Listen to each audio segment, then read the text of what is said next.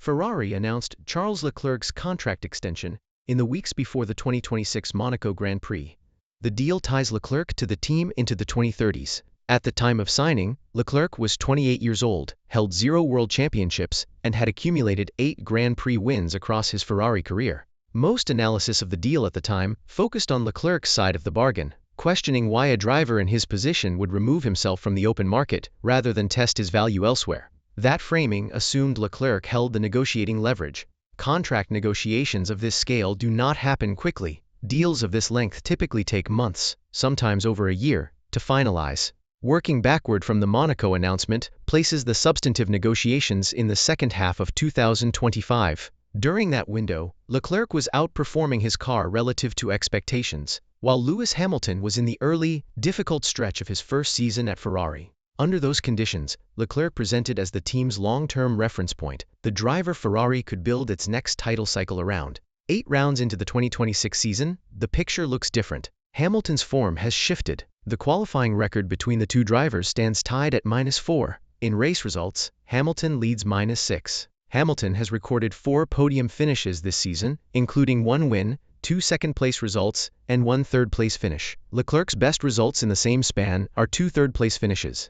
In the championship standings, Hamilton sits third with 125 points. Leclerc sits sixth with 79 points, a gap of 46 points between them. Hamilton himself is 46 points off the championship lead. Leclerc has also been responsible for a number of self-inflicted errors across the season that have cost him points. The relevant question is not which of the two Ferrari drivers is currently faster. A fast Leclerc operating as the team's clear second driver behind a title-contending Hamilton is not, on its own, a problem for Ferrari. Before this extension, Leclerc was already under contract with Ferrari through 2029. The extension did not need to happen now to keep him at the team through the remainder of Hamilton's likely tenure. The deal instead locks in what happens after Hamilton retires, a period the extension now guarantees Leclerc will lead. Leclerc's results at Ferrari span 2019 through 2025. Across that period, he produced individual performances recognized as among the fastest in the field, but the team did not become a championship-winning operation during his time as the senior driver.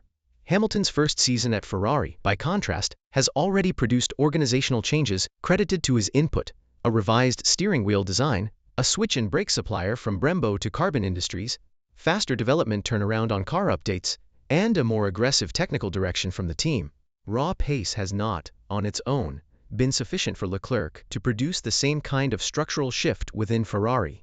The extension also has a cost measured in flexibility rather than performance. Several drivers are positioned to become available or increasingly desirable to top teams within the next several seasons, including Kimi Antonelli, Lando Norris, Oscar Piastri, Max Verstappen, and Oliver Bearman. With Leclerc signed into the 2030s, a Ferrari seat is not an option for any of them during that window. This places Leclerc in a specific position, consistently capable of beating whichever teammate he is paired with, but not yet established as the leader of a championship-winning team. The Austrian Grand Prix offered a concrete instance of this dynamic. Leclerc fought Hamilton on track, despite the two drivers operating on different strategies at the time. The incident has been read as evidence of resistance to the shifting balance of authority inside the team, rather than a decision made in service of the team's collective result. None of this reflects a present-day deficiency in Leclerc's driving. He remains a top-tier Formula One driver, and a valuable asset to any constructor.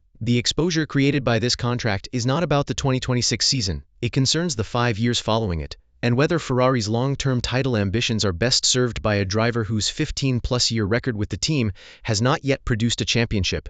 If Hamilton continues to outperform Leclerc on track while simultaneously reshaping the team's operations, the Leclerc extension may come to be viewed as one of Ferrari's more questionable long-term commitments of this era.